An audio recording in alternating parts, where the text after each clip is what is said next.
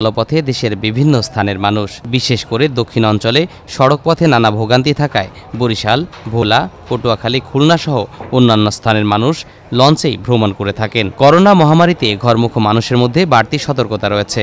অনেকেই মানছেন স্বাস্থ্যবিধি। করোনা ভীতি থাকলেও চোখে মুখে উৎসবের আমেজ, জানালেন তাদের প্রতিক্রিয়া। এটা একটা নির্দিষ্ট এরিয়া করে দিয়েছে যে এই এরিয়ার ভিতরে আপনারা বসতে হবে, হ্যাঁ, এবং এরিয়ার মধ্যে বসা যাবে না আর কি। আমাদের তো একটা স্বাস্থ্যবিধি আমাদেরকে নিজেরই মানতে হবে আগে। এখন স্বাস্থ্যবিধি মেনে যদি আমরা সবাই এরকমভাবে চলতে পারি, যাতে আমরা নিজেদের সেফটি নিজেরা বজায় রেখে চলতে পারি, তাহলে তো যাওয়াই যায়। আমরা স্বাস্থ্যবিধি মেনেই যাচ্ছি, বরিশালের উদ্দেশ্যে রওনা করছি। আমরা নিজেরাই সচেতন হলে সবাই সচেতন হবে, নাগরিকেই। এদিকে লঞ্চ মালিকরা বলছেন, করোনা মহামারীর মধ্যে সরকার প্রদত্ত নিয়ম মেনেই চলছেন তারা। আসন সংখ্যার অর্ধেক যাত্রী বহন করা হচ্ছে বলেও নিশ্চিত করেন। বর্তমানে দেশের এই করোনার পরিস্থিতিতে আমরা চেষ্টা করতেছি যাতে সামাজিক দূরত্ব বজায় রেখে আর যাতে অতিরিক্ত যাত্রী না যায় সে চেষ্টা করে। তারপরেও কিছু কিছু যাত্রী হয়ে যায়। এটা যাত্রী ধারণ ক্ষমতা 900 950 মতন আর কি যাত্রী ধারণ ক্ষমতা। বর্তমানে আমরা নেই না, আমরা মনে করেন 350 400 এরকমেরই বা অতিরিক্ত 500 এই পরিমাণে আমরা যাত্রী এখন নেই আর কি। মহানগর পুলিশ ছাড়াও নৌ police, RAB, coast guard, fire service ও বিপুল সংখ্যক স্বেচ্ছাসেবক লঞ্চ টার্মিনালে কাজ করছে। র্যাবের পক্ষ থেকেও নেওয়া হয়েছে বিশেষ ব্যবস্থা। সেই সাথে মানুষকে সচেতন করতে নেওয়া হচ্ছে বিশেষ ব্যবস্থা, এমনটাই জানিয়েছেন র্যাবের এই কর্মকর্তা। টার্মিনাল ভিত্তিক যেন আইনশৃঙ্খলা পরিস্থিতি স্বাভাবিক থাকে সেটা কাজ করার জন্য আমাদের র্যাবের কন্ট্রোল রুম এবং র্যাবের প্রায় পোশাকের 45 জন সদস্য এবং সাদা পোশাকে আরও সব মিলিয়ে প্রায় 70 জনের মতো কাজ করছে। এবং এখানে আপনারা জানেন যে এখানে নৌ পুলিশ আছে, ঢাকা মেট্রোপলিটন পুলিশের সদস্যরা আছেন, বিআইডব্লিউটিএ, বিআইডব্লিউটিসি সম্মিলিতভাবে কিন্তু আমরা কাজ করে যাচ্ছি। এদিকে বিআইডব্লিউটিএ কর্তৃপক্ষ বলছেন, সরকারের নির্দেশনা বাস্তবায়নে টার্মিনালগুলোতে বিশেষ বাহিনী কাজ করছে। তাদের পক্ষ থেকেও নিশ্চিত করা হচ্ছে স্বাস্থ্যবিধি। বিআইডব্লিউটিএ প্রতি প্রবেশ পথে মাস্ক পরে টার্মিনালে প্রবেশ আপনার বাধ্যতামূলক করেছে এবং লঞ্চে যাতে করে যাত্রীরা মাস্ক পরে যাতে করে লঞ্চে যাতায়াত করে, এই বিষয়টা আমরা মাইকের মাধ্যমে প্রচার করছি। চলমান মহামারীর মধ্যে দেশে গত বছরের ন্যায় এবছরও উদযাপিত হতে যাচ্ছে পবিত্র ঈদুল আজহা। করোনা ভীতি রোধ করতে পারেনি মানুষের ঘরের টান। নারীর টানেই উৎসব মুখর পরিবেশে বাড়ি ফিরছেন তারা। তবুও প্রত্যাশা, সকলের যাত্রা শুভ হোক। ঈদকে কেন্দ্র করে অপ্রীতিকর ঘটনা রোধে 2টি হটলাইন সেবা চালু করল র্যাব। রোববার রাজধানীর 300 ফিট পূর্বাচল গরুরহাট পরিদর্শন শেষে এ সংক্রান্ত তথ্য জানান র্যাব মহাপরিচালক চৌধুরী আব্দুল্লাল মামুন। তিনি বলেন, রাজধানী সহ সারা দেশের নিরাপত্তা রক্ষায় র্যাব তৎপর রয়েছে। সেই সাথে কোরবানির পশুর হাটে জাল টাকা চক্র ধরতেও র্যাবের অভিযান চলমান থাকবে বলেও জানান তিনি। অজ্ঞান পার্টি, মলম পার্টি, চোর ডাকাত তাদের বিরুদ্ধে আমাদের অভিযান অব্যাহত আছে। বেশ কিছু অপরাধী আমরা গ্রেপ্তার করেছি এবং তাদেরকে আমরা হুঁশিয়ার করে দিতে চাই, মানুষের নিরাপত্তা বিঘ্নিতকারী যে কোনো অপরাধের সাথে যারা জড়িত হবে তাদের বিরুদ্ধে কঠোর ব্যবস্থা নেওয়া হবে। আবারও দেশের খবর। দেশব্যাপী সংবাদপত্র পৌঁছে দেওয়ার কারিগর হকার্স ইউনিয়নগুলোকে ঈদ উপহার সামগ্রী প্রদান করল বসুন্ধরা গ্রুপ। রোববার দুপুরে নিজ বাসভবনে সংগঠনগুলোর নেতাদের হাতে এই উপহার সামগ্রী তুলে দেন প্রতিষ্ঠানটির ব্যবস্থাপনা পরিচালক স্যাম সুবহান তানফির। এ সময় বাংলাদেশ প্রতিদিনের সম্পাদক নঈম নিজাম, দৈনিক কালের কণ্ঠের সম্পাদক ইমদাদুল হক মিলন এবং ডেইলি সান পত্রিকার সম্পাদক এনামুল হক চৌধুরী সহ উপস্থিত ছিলেন আরও অনেকেই। 2021 সালের জানুয়ারি থেকে কার্যক্রম শুরু হয় ই কমার্স প্ল্যাটফর্ম আলেশা মার্টের। ই কমার্সের এ সেক্টরটিতে চলমান এক বা একাধিক অন্য ই কমার্স প্ল্যাটফর্মের কিছু বিতর্কিত কর্মকাণ্ডের জন্য প্রতিষ্ঠানগুলো সম্পর্কে জনমনে তৈরি হয় বিরূপ প্রতিক্রিয়া। এতে আলেশা মার্ট সফলতার সঙ্গে ব্যবসার পাশাপাশি এ পর্যন্ত একজন সাপ্লায়ারেরও টাকাও বাকি রাখেনি বলে জানালেন আলেশা হোল্ডিংস লিমিটেডের চেয়ারম্যান মঞ্জুর আলম শিকদার।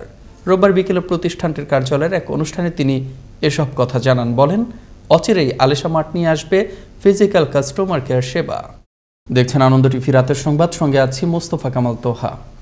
নারায়ণগঞ্জের ফতুল্লায় আধিপত্য বিস্তার ও মাদক কেনাবেচায় বাধা দেয় ছুরিকাঘাতে ইমন নামের এক যুবককে হত্যা করল স্থানীয় মাদক ব্যবসায়ীরা।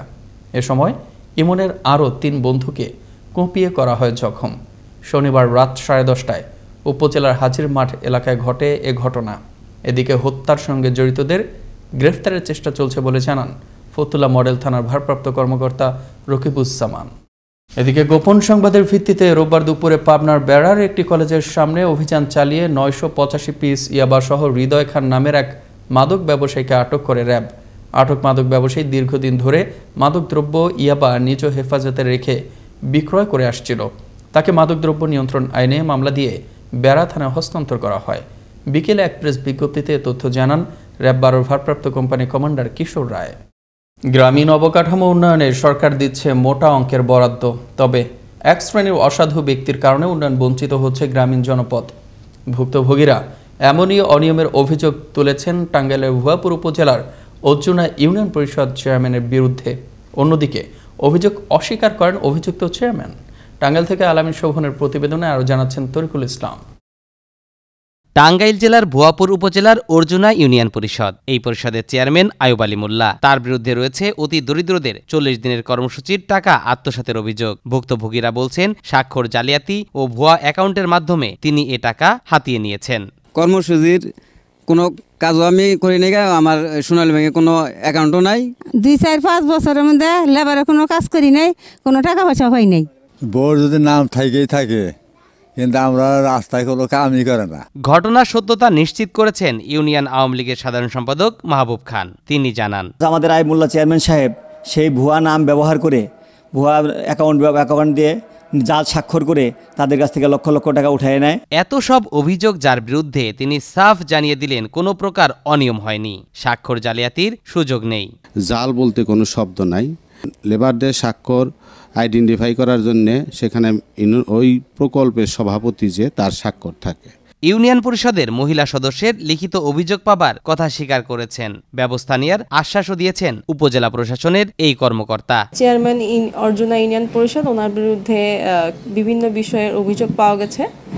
আমি এটা তদন্ত করব, তদন্ত সাপেক্ষে ওনার আইনানুগ ব্যবস্থা নেব। বর্তমান সরকারের উন্নয়ন বাধাগ্রস্ত করছে স্থানীয় সরকারের কিছু অসাধু চক্র।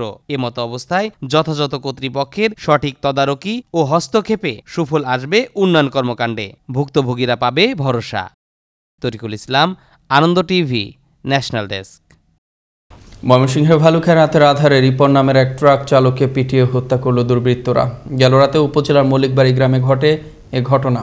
পুলিশ রিপনের লাশ উদ্ধার করে হাসপাতালের মর্গে পাঠায়।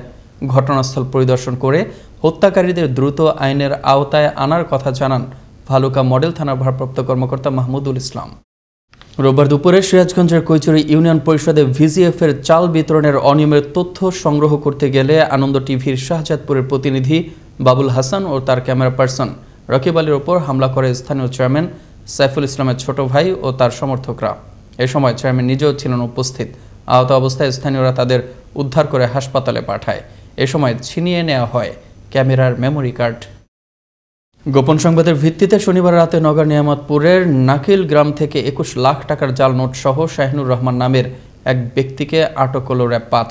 আটক শাহিনুরকে নিয়ামতপুর থানায় হস্তান্তর করা হয়। রোববার দুপুরে এক প্রেস বিজ্ঞপ্তিতে তথ্য জানান র্যাব 5-এর অধিনায়ক লেফটেন্যান্ট কর্নেল জিয়াউর রহমান তালুকদার। আমরা মোট 2088টি সর্বমোট 20,88,000 জাল টাকা আমরা ধরতে সক্ষম হয়েছি। এই ছিল এখনকার মতো আনন্দ টিভির সর্বশেষ সংবাদ এবং বিনোদন। সবার আগে দেখতে ভিজিট করুন www.facebook.com/anondotvbd এই পেজে। ধন্যবাদ সবাইকে, শুভরাত্রি।